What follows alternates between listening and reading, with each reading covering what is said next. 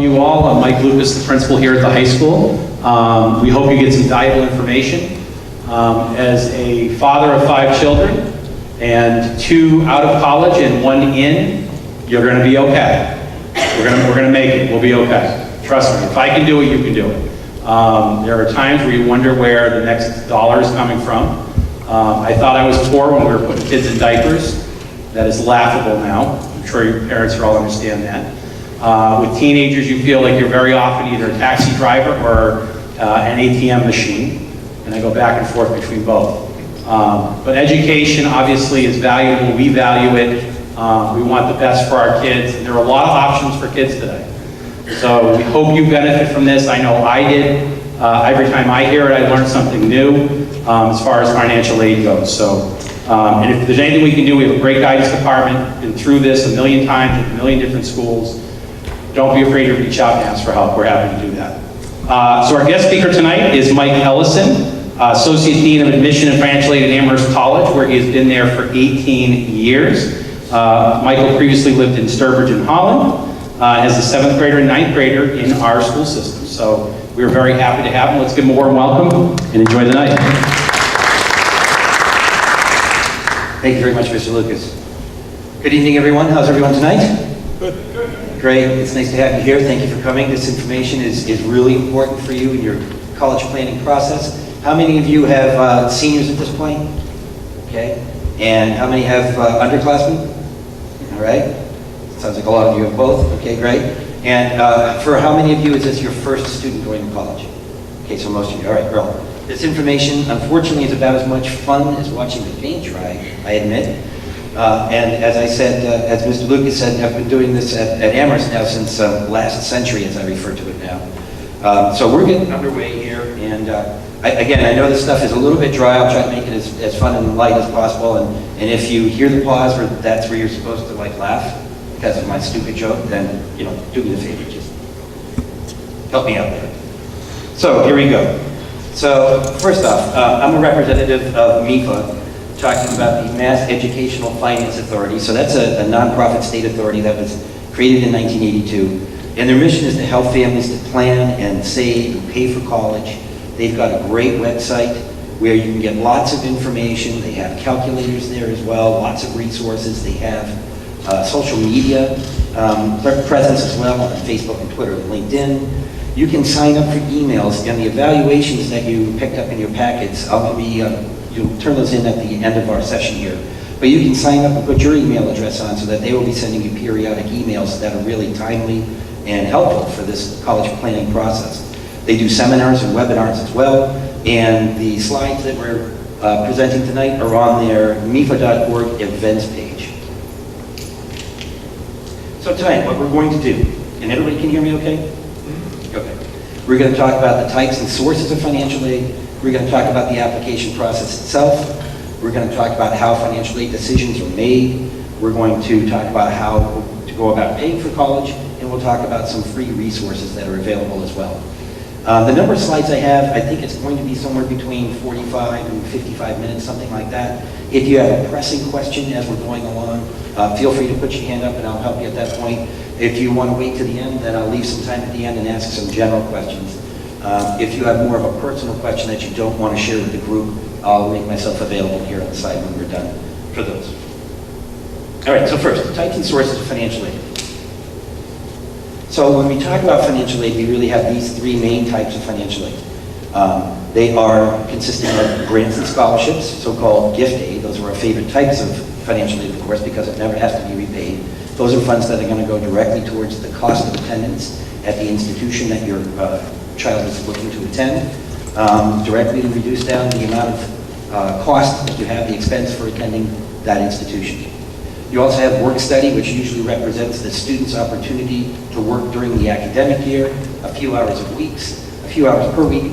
They get paid every couple of weeks for the hours that they've worked. That gives them their pocket money. So the difference there is that the work study funds are given to the student so that they're not getting a mom and dad for every single penny of their spending money. But it doesn't go towards the bill like the grant aid and student loans. So student loans are just those. They are low interest or no interest loans that are available to help defray the cost of attendance Many of them can be used as a financing option as well, and we'll get into those as we get near the end of the presentation here. So in terms of financial aid, there are two large categories of financial aid. So you have merit-based awards and you have need-based awards. So first we're going to talk about merit-based funds. So all of the financial aid offices have websites for the most part. And as you hear me answer questions, the first two words out of my mouth is going to be, it depends. Because it depends. It depends on the institution that you're attending and what their policies and procedures are, and they're wildly different from institution to institution. So you want to make yourself aware of, at the institution that your child is interested in attending, do they have merit-based aid? Do they have need-based aid? Is there a combination of the two? So this is an important distinction. And usually, again, they will disclose this information on their financial aid website. Merit-based aid is in recognition of some kind of a talent that your student has, either artistic or athletic or academic. It may or may not be renewable. It's not offered at every school. Sometimes there's a separate application that's required. Sometimes they will make merit-based awards based on the admission application. And sometimes those applications can be due as early as November. An example of a merit-based award in the state of Massachusetts is the Adams Award, the John and Abigail Adams Scholarship. That's a merit-based award that's awarded to students based on your 10th grade MCAS scores. You do have to submit the free application for federal student aid, the FAFSA form, to be eligible for that. But it covers the cost of tuition at any of the state institutions, any of the public schools. Now, of course, you want to keep in mind that when the bill comes out, that it consists not only of tuition, but tuition and fees. The tuition generally goes back to the coffers of the state. The fees stay on the individual campuses, so it's not unusual that the fees are actually greater than the tuition. But this is an example of a merit-based award. And we'll compare and contrast that to need-based aid. So the majority of eligibility at most of the schools around the country are in fact need-based. And what this does is it takes into account the family's financial eligibility or their need and their ability to pay for school. So typically the eligibility is determined by a standardized formula. So with the federal application, the free application for federal student aid or FAFSA form, the corresponding federal methodology is used to determine eligibility for all the federal types of aid. So that's going to be things like work study, federal student loans, federal Pell Grants, all of those types of need-based federal financial aid.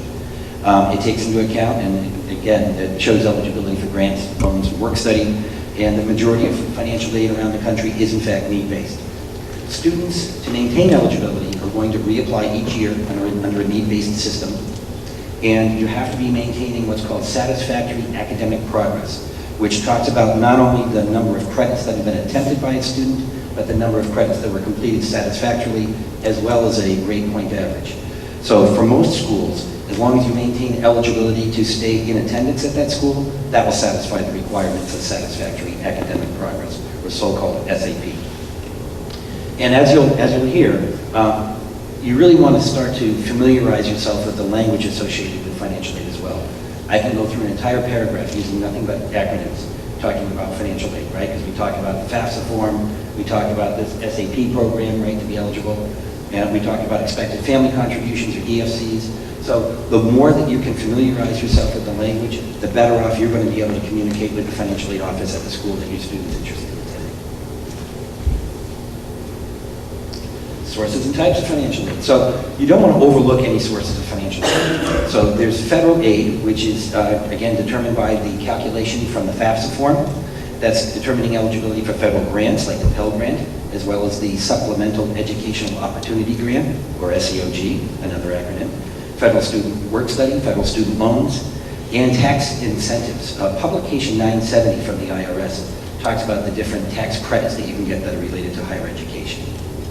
The state of Massachusetts also has financial assistance that's available as well in the form of grants, the Mass Grant or Gilbert Grant, scholarships, tuition waivers, and they also have Massachusetts state loans. That's not necessarily available at every school, but the no interest loan or NIL program through the state of Massachusetts is one that if you are offered that and you're going to have to borrow from somewhere, you definitely want to take advantage of it. As it sounds, it's a 0% interest rate on that loan the entire time that the student is enrolled in school, as well as during repayment.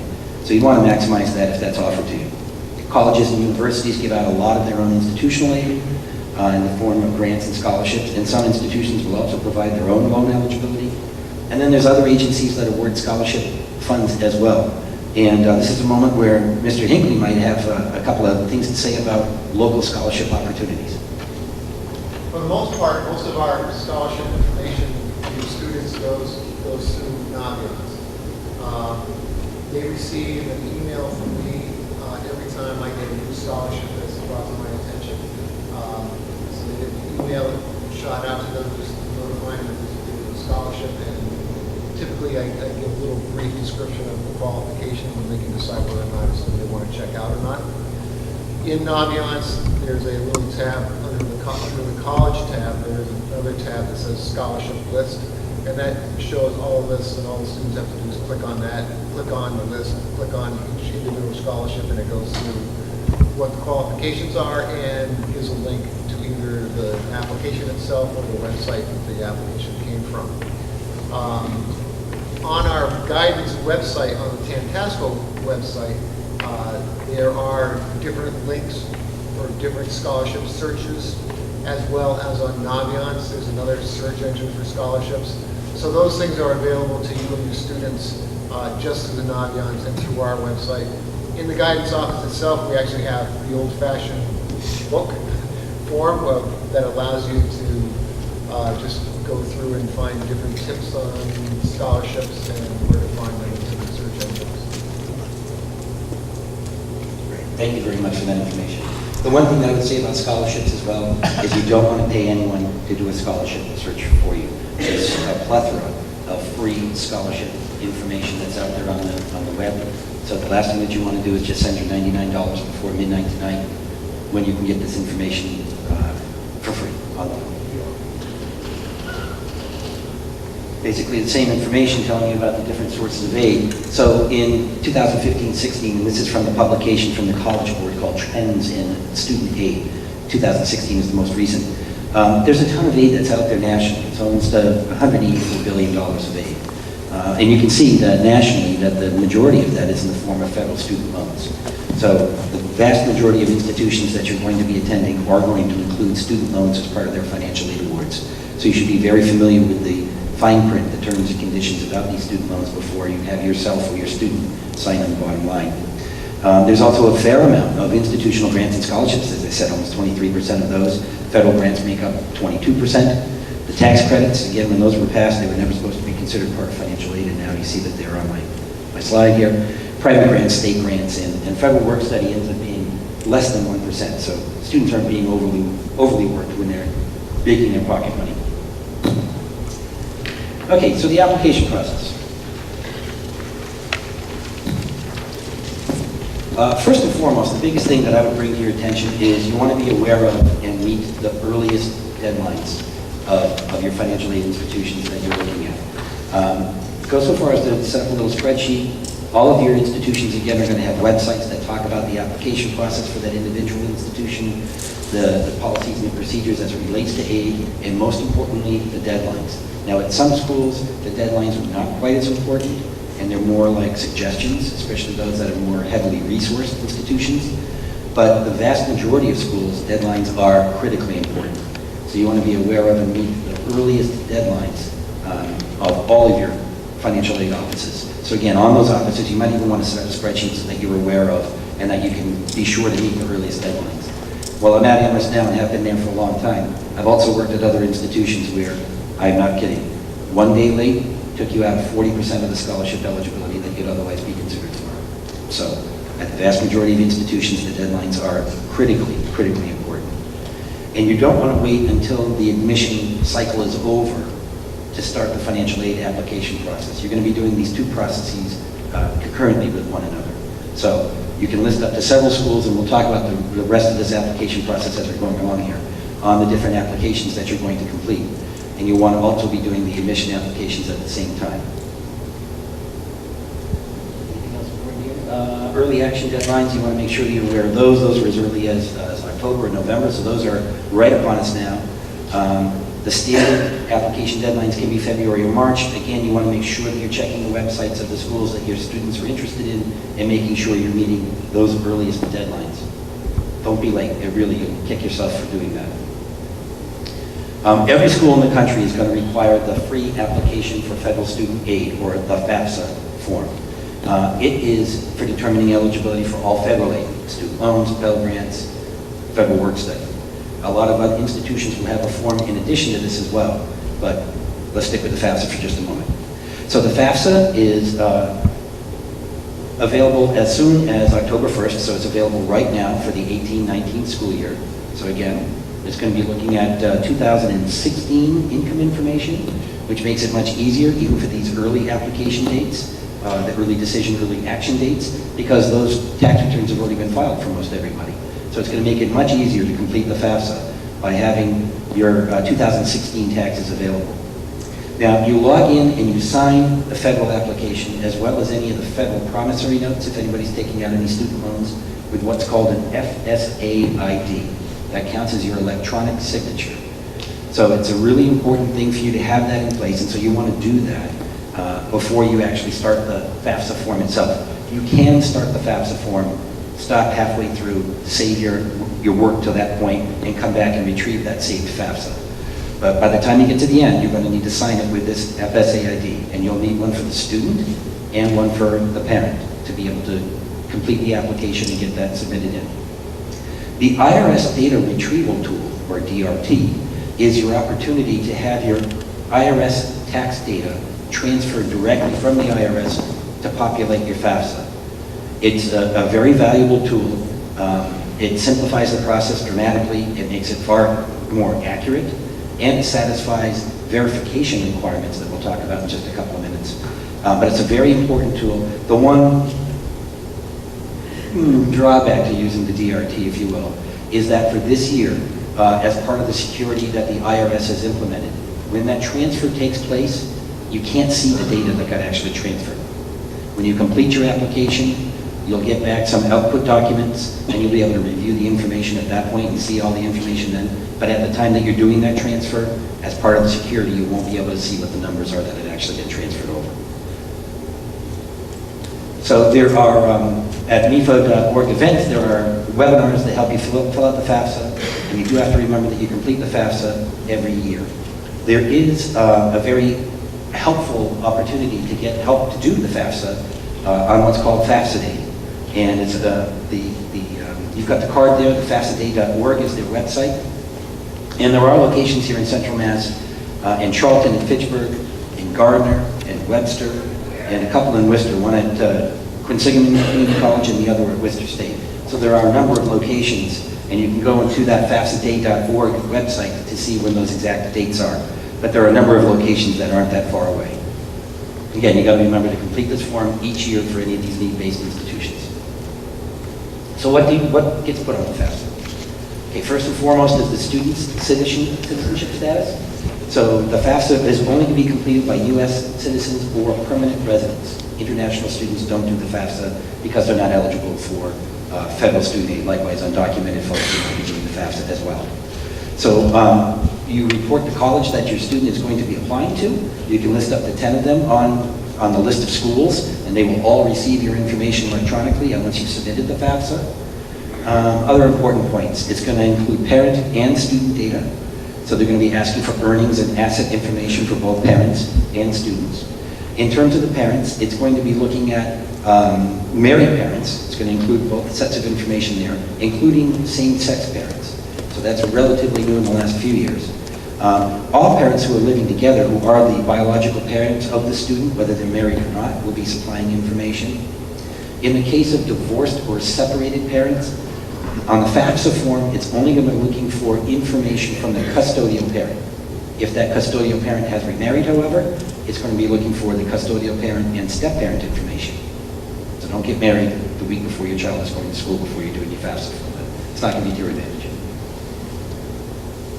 That was the pause, right? So you have to courtesy chuckle at best. Okay. So it's 2016 income information that's going to be reported on the FAFSA for the 18-19 FAFSA, and that includes regular taxable income that gets displayed.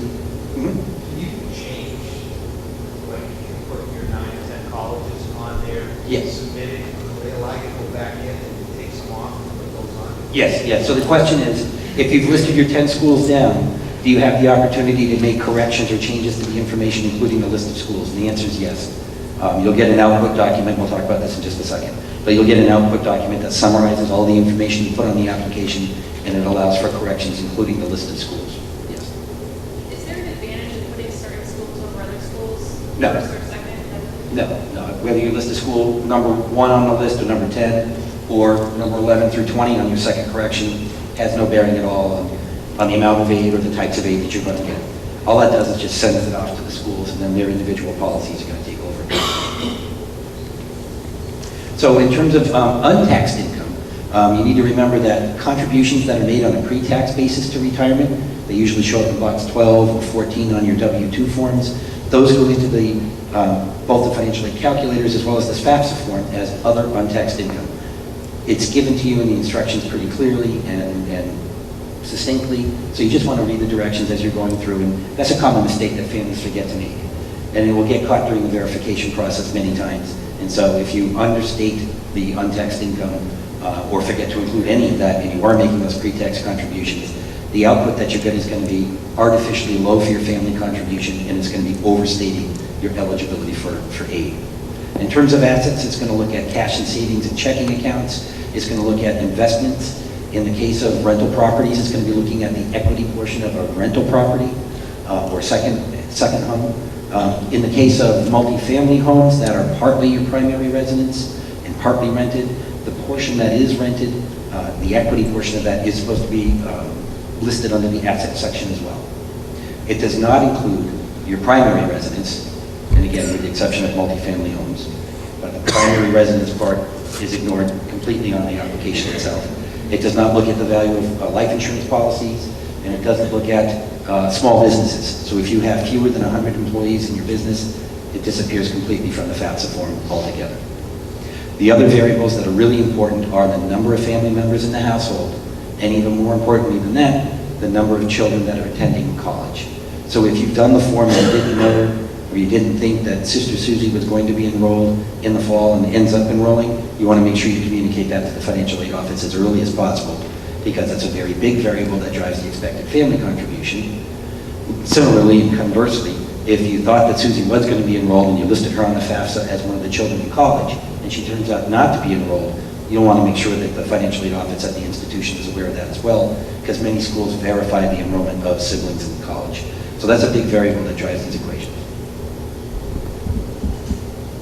Okay, other financial aid applications. So again, depending upon the institution that you're looking at attending, will determine what applications are required. Many of the state schools will only use that FAFSA form when determining eligibility for their own institutional funds as well as the federal funds.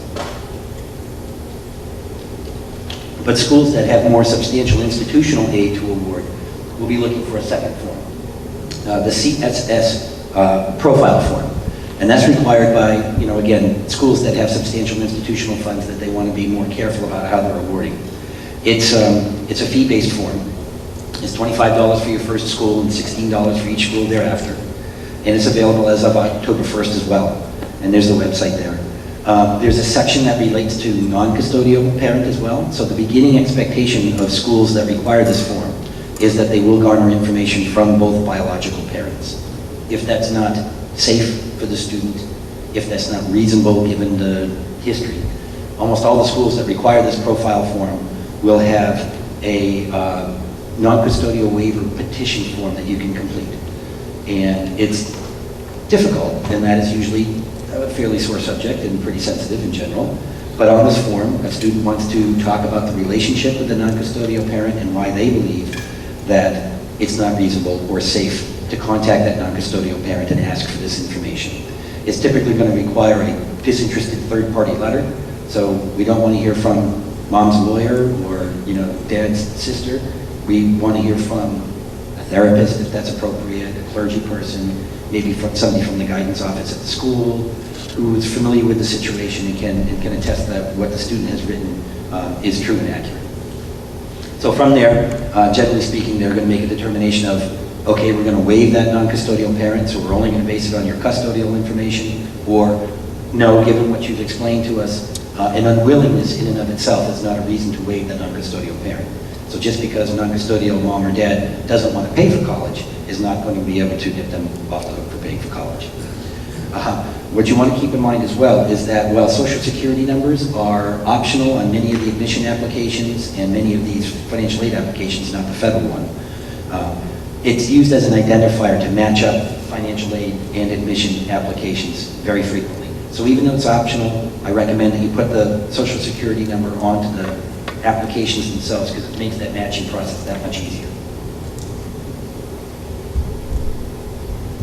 Okay, so once you complete these applications, what happens is you're going to get back some information. So by listing the schools down on your list of schools, they're going to get the information electronically from the processor, either the federal processor or from the College Board for that profile form. The student will get back their output document. So for the FAFSA form, it's going to be called the Student Aid Report, or SAR. I told you I could go through a whole paragraph and not use whole sentences. So that Student Aid Report, again, summarizes all the information that you've put on the FAFSA form and allows corrections to the data itself and or the list of schools. So you can go through and correct any of the data elements that you originally put on your application. And again, it will display the information from the IRS data retrieval tool if you take advantage of that tool. The CSS profile, you'll get back an acknowledgement. So it'll summarize the information that you put on that application as well, but it doesn't provide for the opportunity to make any corrections. Any updates or corrections to the profile are going to be submitted to the institution individually. So you'll want to make sure that you know what corrections that you have, so when you know where your student's been admitted, you can supply that financial aid office if they request and require the profile, any updates to that information.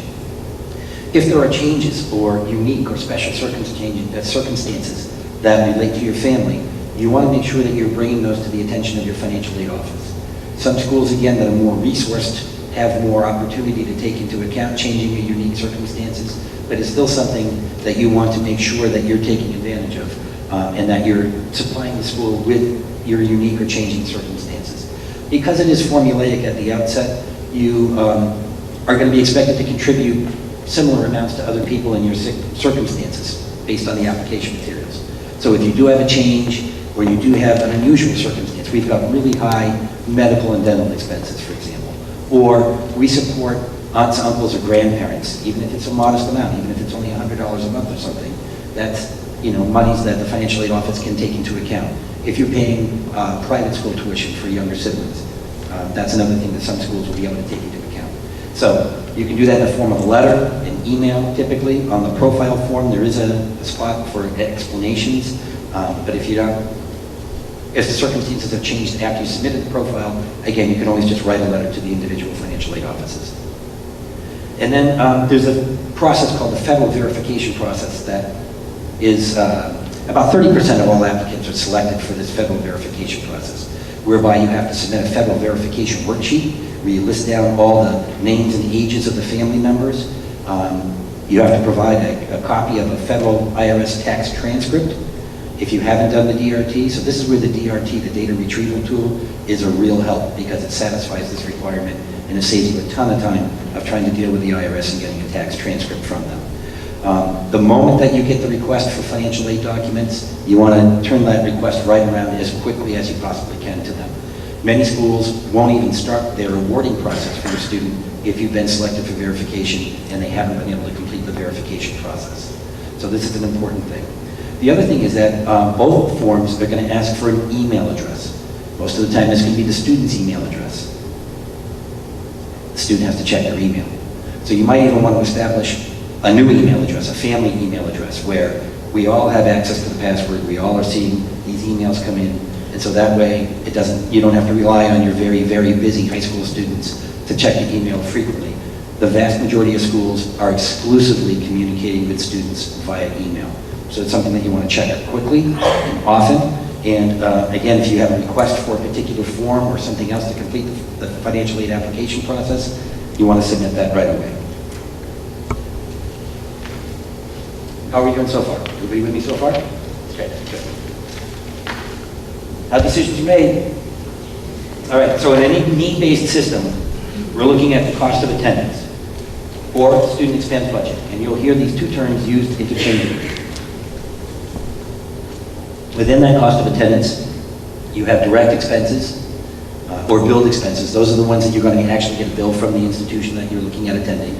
So that's going to include the tuition and fees, and if they're living on campus, room and board. But also, it's going to take into account these indirect expenses that you don't get a bill from the institution, but the institution knows that you're going to incur these expenses by virtue of having a student, like books, personal, and transportation expenses. Those are the combinations there. I forgot to do that too. Everybody just join me in quieting your phones for a second, just so we don't have to worry about that. Good. Thank you. I forgot to do that myself. Okay, so what happens is, from all of your application materials, there is a calculated expected family contribution, or EFC, and that represents the family's ability to absorb educational costs over time. It's a really important concept. And this is where the calculators are really helpful that we'll get to in just a second. So, it's not a measure of extra cash at the end of the year, at the end of your pay period. Again, it's the ability to absorb educational costs over time. And at my school, where they're asking for $900 from a family or $65,000 from a family, nobody pulls out the checkbook and the pen and says, okay, I make that up to whom? Everybody sort of scrapes themselves up off the floor and says, okay, now we got to figure out how we're going to actually pay for this. So the basic premises of any need-based financial aid system is that parents, to the extent that they're able, have an obligation to pay for their college education of their student. And similarly, students that have, to the extent that they're able, have an obligation to pay to their own college as well. And because it is formulaic, and there's standard formulas that apply for every family, especially when it relates to the federal form, those that are in similar circumstances are going to be expected to pay similar amounts. So your job as consumers is to make sure that you're bringing to your attention those special and unique circumstances that we talked about just a minute ago. And again, some schools are going to use the federal formula, some schools are going to use a combination of the federal formula as well as an institutional formula to determine eligibility. Generally speaking, the family contribution is going to be the minimum that you're going to be expected to pay. Not all institutions are able to meet the full need of all their students, so your family obligation is going to be your family contribution plus any unmet need at that particular institution, which is going to vary from institution to institution. So what's really helpful is that to estimate that expected family contribution, there are some very good online tools to do that. Every school in the country is required on their financial aid office website to have a net price calculator. Net price by definition is that total cost of attendance or student expense budget minus just the grants and scholarships.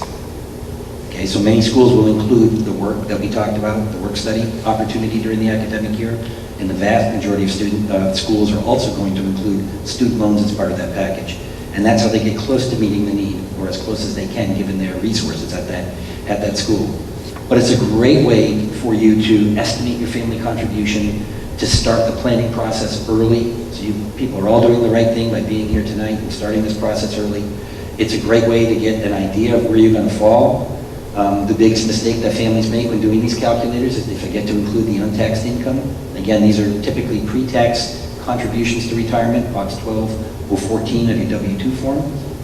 And it gives you this output, so it gives you an estimate of your family contribution, an estimate of the net price, and it talks about the institutional and federal aid that you might be eligible for. And a lot of times these net price calculators for schools that do award and administer merit-based aid, they'll ask for things like GPA and athletic activities or other extracurricular activities, academic activities, so that they can make a determination of all of their merit-based aid as well. So it's a very good estimator, it's a great tool, it's one that you should be familiar with.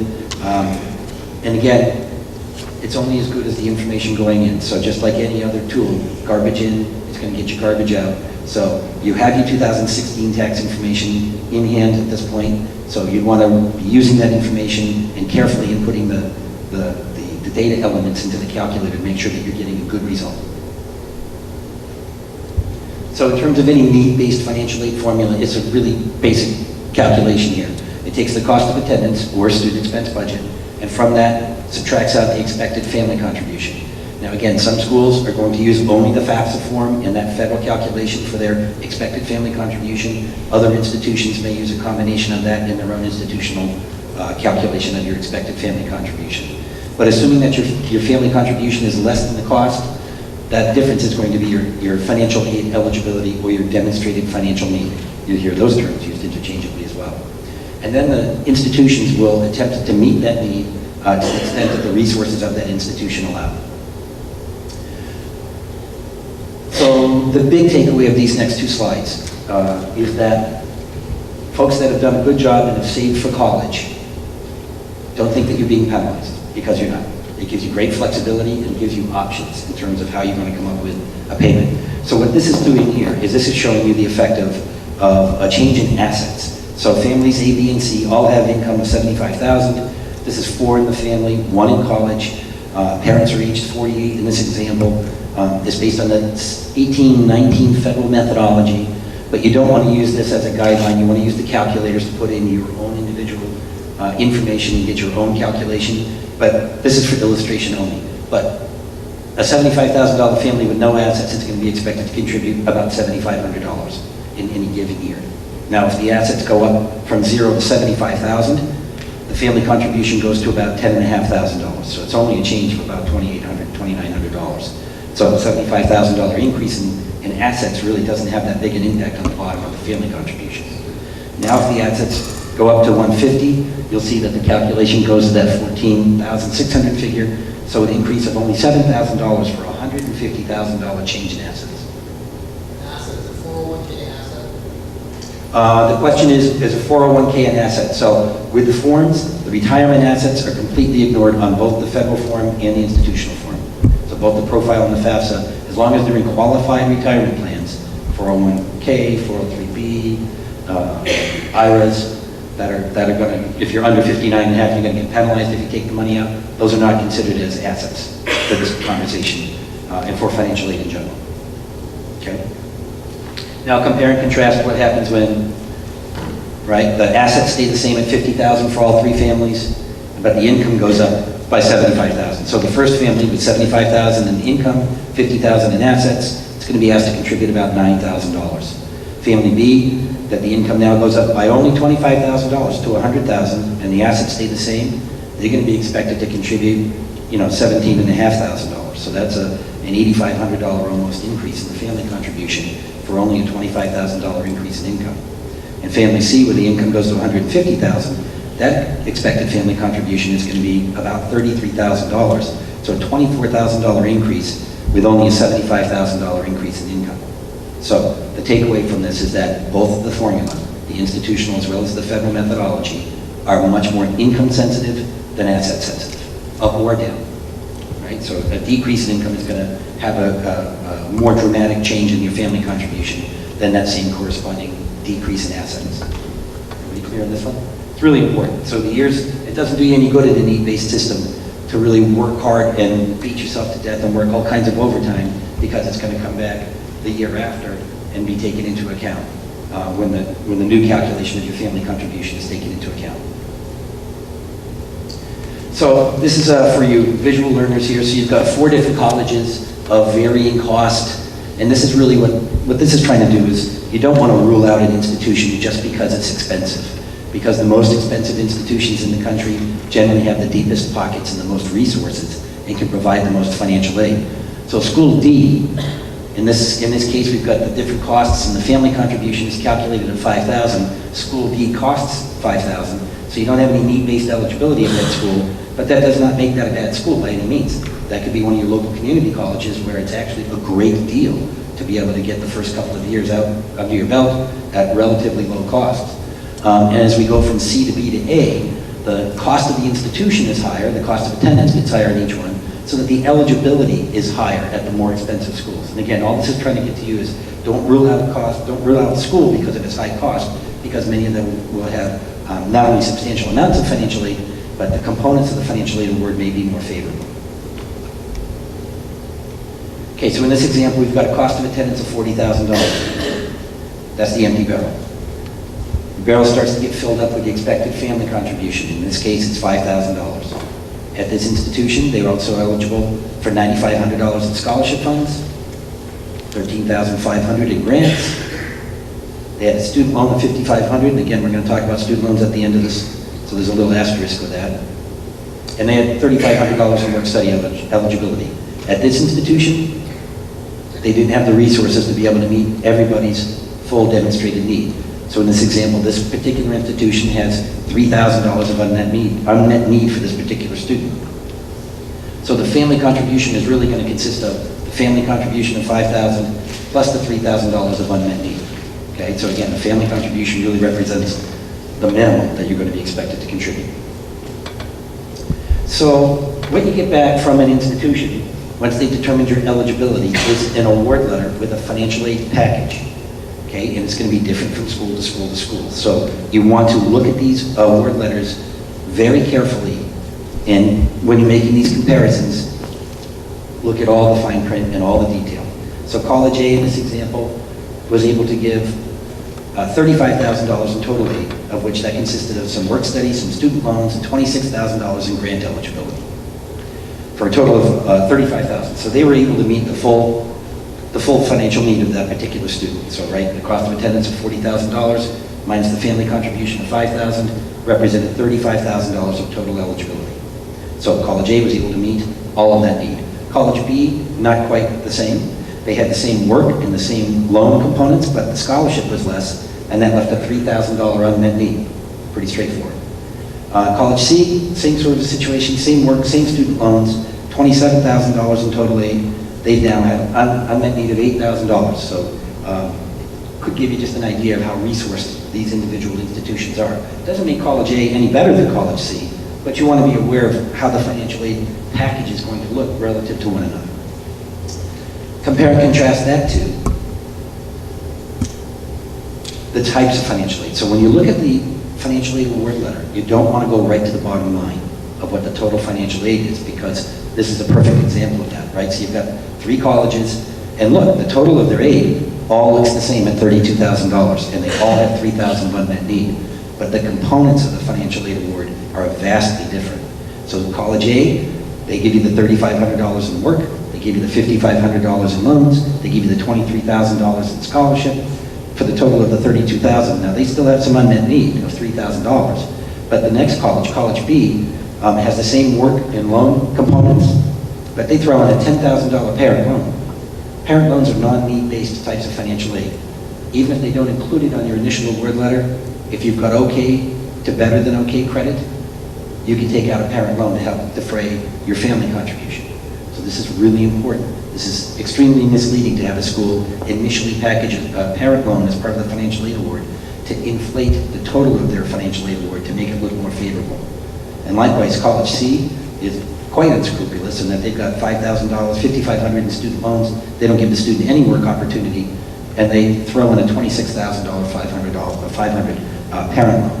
So it's not only the amounts, because as you can see, all 3 look the same if you only look at the bottom line of $32,000, but clearly the components of the financial aid award are dramatically different from one to another. Again, you can always borrow a parent loan to help defray the cost of your student's education as long as you have good credit. So it's important to keep your credit in good shape during this process. Any questions where we are so far? We okay? How we I doing? have a question here. Yes. I'm a little bit confused about the income part. You said that you need to include the untaxed contributions. Untaxed contributions go towards your retirement for most of us. It's your 401k or 403b or Right. And if you said that retirement is not part of the asset, so. You're right. So the question is, Where is that, is it part of the box 12 or not? Is it part of the income? yes, yes. So the question is, Retirement is, you just said that retirement is not part of the assets. asset. Right, so retirement assets are not included. So the question is, the treatment of the untaxed income, the contributions that are made pre-tax to retirement, they count as income as part of the untaxed income that a family has, and it's part of that calculation. But the assets themselves that make up the retirement assets is not asked for at all, and is not part of the equation, not part of the calculation at all. So it does count on the income side of the equation, does not count at all on the asset side of the equation. So who will ask you for that? What's that? Who will ask you for that? A certain college might ask you for that box 12. All colleges will. The FAFSA form, when you do the form, they're going to be asking for that box 12 or 14 income as other untaxed income. So that's part of both applications. So they will always ask for that on the income side of the equation, but not the asset side. Yes. Basically, so I've got one already in college, I've done this 3 years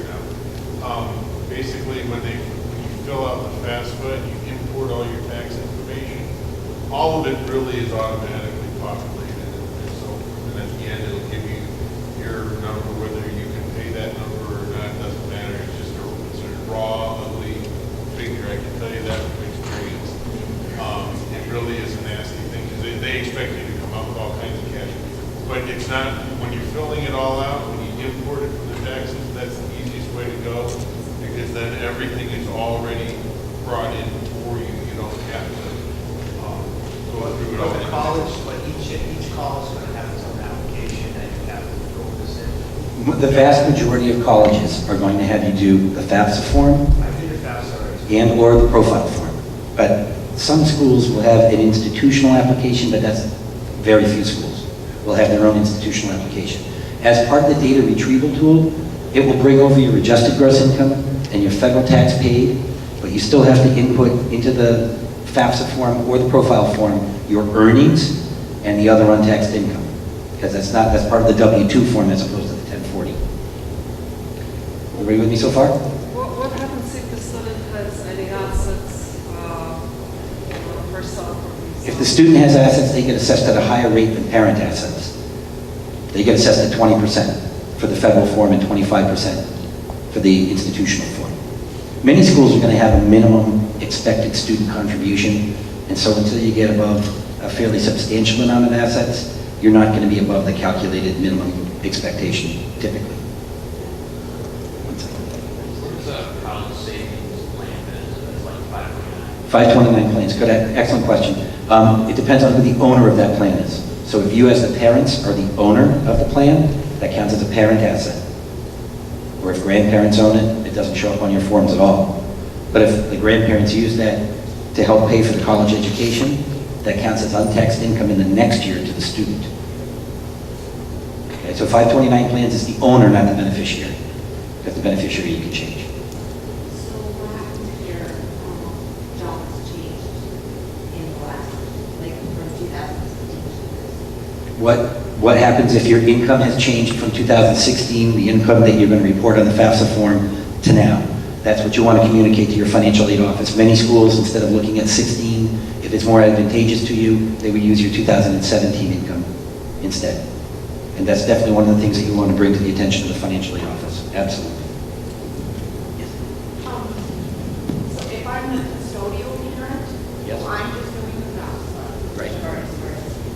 So, but my ex-husband is the owner of the 529, Doesn't show up on your form then. so it doesn't show, it just. Now, remember now, anybody whose information is not being recorded on the FAFSA form, any of those payments that go to the student is required to report that in the following year as untaxed income to them.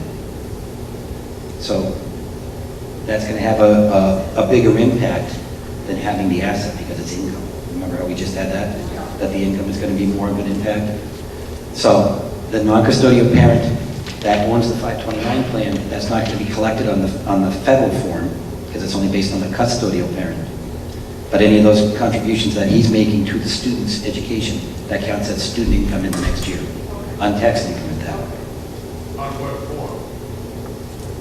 Both forms. On both the federal form and, yeah, the FAFSA form. Yep, because you're supposed to report any other income paid on your behalf from anywhere else that's not reported on the form. Not clear on the FAFSA, just to let you know. What's that? It's not clear on the FAFSA for my student, for my daughter, to tell her to claim all of those Well, again, if contributions. Like, in other words, she got a gift from her grandparents. She's never claimed that. That was in the first year, 3 years ago. She never claimed that. Yeah. I didn't hear that. It's not clear. It's not clear on that form. I know, it's not as clear as it could be. It's in the section about other untaxed income, and it literally says that the last item is, any other money paid on your behalf.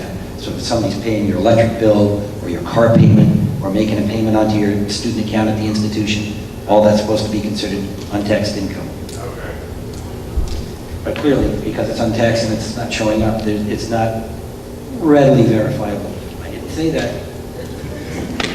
Paying for college, let's move on here real quick. So, meeting your expected family contribution and any other unmet need. This is going to be different from family to family. And some people are more averse than student and parent debt than others, but basically you have the option of filling your family contribution through a combination of past savings on the part of the parent or the student, present income in terms of payment plans that almost every school has available, and potentially encumbering future income in the form of parent and student loans. So in this example here, we've got the balance due that's $20,000. They're going to take advantage of some of their savings. On the student side, $1,500. The parents are going to kick in $4,000 out of their savings. Then they're going to do the payment plan out of their present income for the $4,500, and they're going to encumber some of their future income with a private loan of $10,000. Of course, first, before taking out a private loan, the student would want to maximize their federal loan eligibility, because in virtually every single circumstance, the federal loans are going to be much more advantageous to the student than any private loans. Really important. Before you hand your student a credit card, you want to make sure that you're maximizing your federal student loan eligibility first. So again, the proportions of these are wildly different from family to family. Some people are in a position that they have that level of savings and can just write the check. Other people don't want to do that, but want to preserve the corpus of their investments in their savings and take advantage of payment plans. And others will make payments on their student or parent loans out of those savings. So you can use them all in combination with one another, just like this example here. And it is different from family to family. So student loans. Federal direct student loans, these are student loans. So the student is the borrower. There isn't any credit check. It's based solely on the fact that a student is in fact a student, has to be at least a half-time student to be eligible for any of these student loans. There are both subsidized and unsubsidized student loans. Subsidized means that the government pays the interest while the student's enrolled in school. So it's interest-free while the student's enrolled in school, up through and including 6 months after their cessation of their studies. For most students, you're hoping that's graduation. But if a student takes some time off, takes a year off and stops going to school, the grace period, that 6-month period, that clock starts ticking. But when a student re-enrolls in school, they're eligible for deferment or the government paying the interest again. Unsubsidized loans are where the federal government's not paying the interest. So the interest is accruing on the dispersed portion of those loans from the time they are dispersed. They're still at they're a very good cost of capital at 4.45%. That's the rate for the 17-18 school year.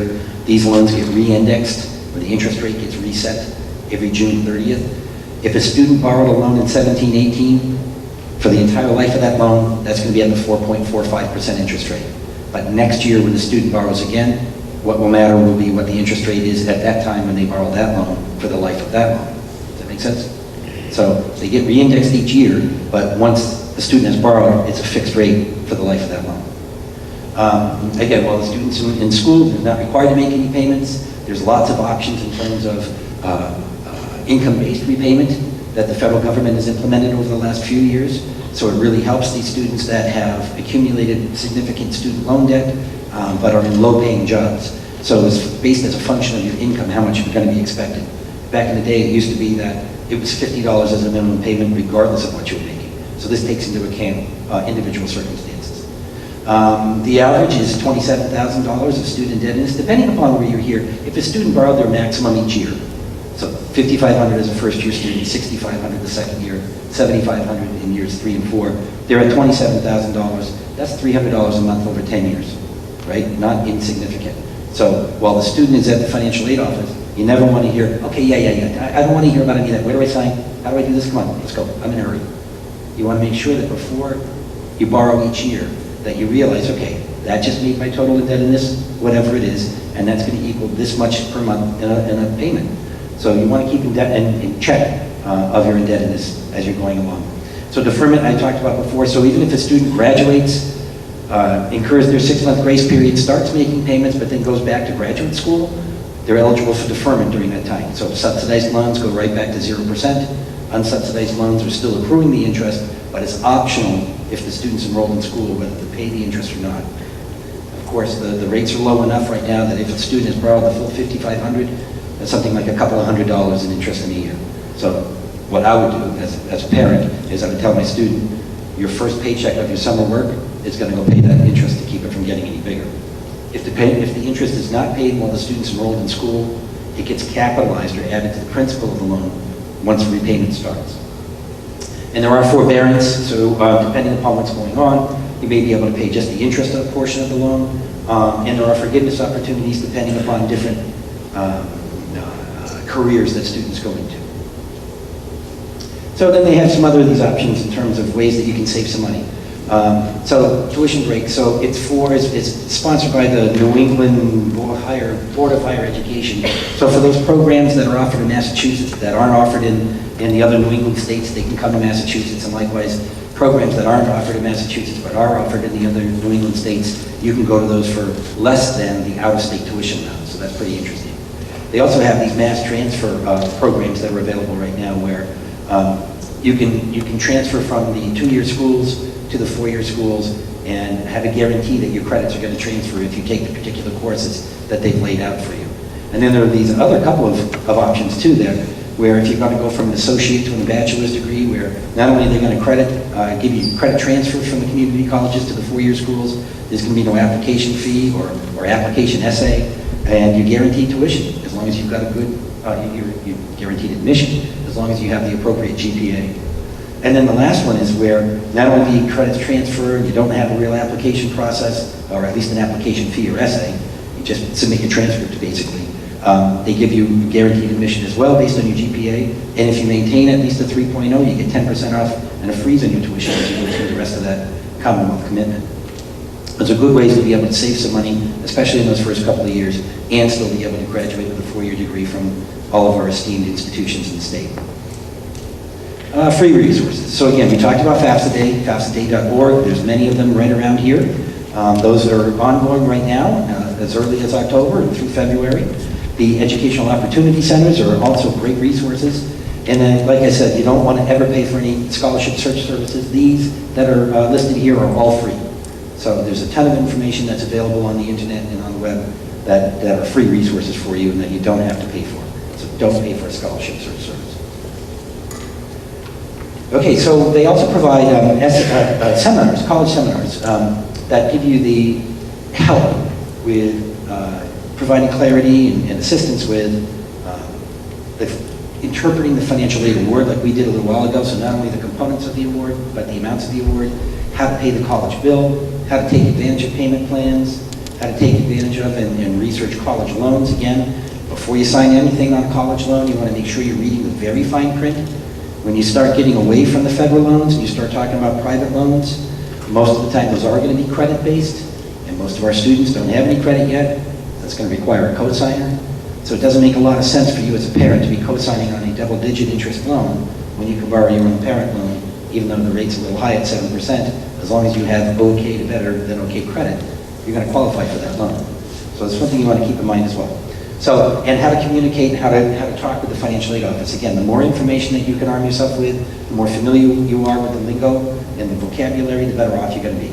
So there's locations across Massachusetts in March and April. That's usually after the regular decision process has taken place. And again, if you register for the MEFA emails, they'll send you this information automatically. So again, they want you to sign up for MEFA emails.